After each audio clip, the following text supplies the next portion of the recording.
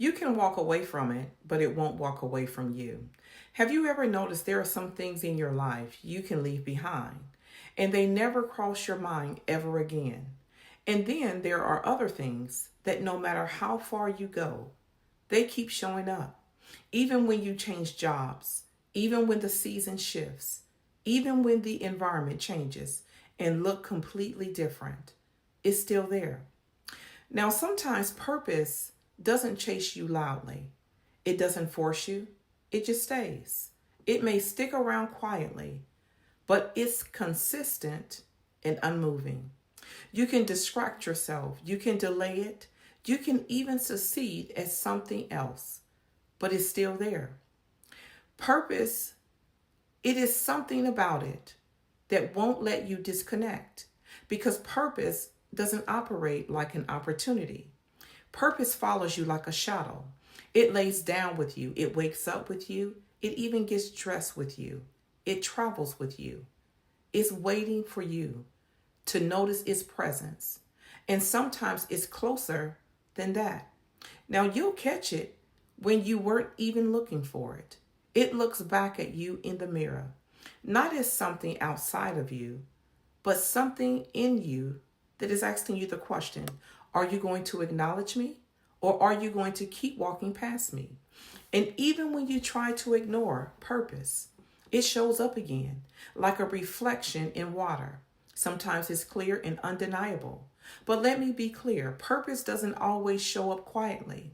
Number one, this is how purpose shows up. Let's look at Jonah 1. Jonah tried to run. He tried to change direction. He got on a ship. He went the opposite way. And God didn't whisper. He shook the entire ship. The storm wasn't random. It was interruption. Because sometimes when you keep walking past what you're supposed to face, God will allow disruption to get your attention. And it doesn't always look like a storm.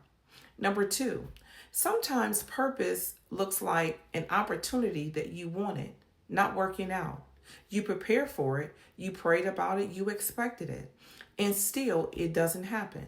Not because you weren't capable, but because it wasn't where you were supposed to be. And then something else opens. Something else opens up. Not what you planned. It's not what you were expecting, but exactly where you were needed. Number three, it shows up as frustration.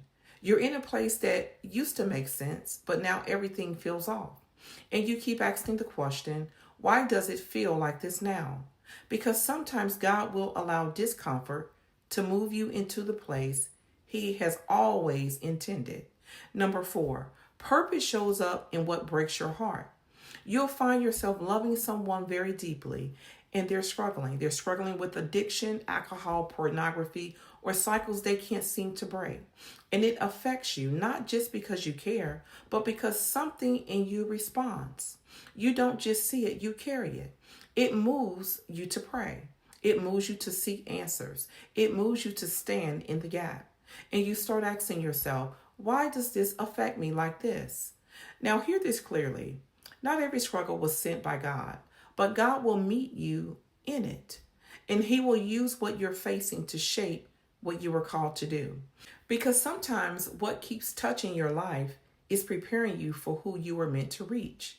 The things connected to your purpose is not random. You will keep seeing the same thing in different places.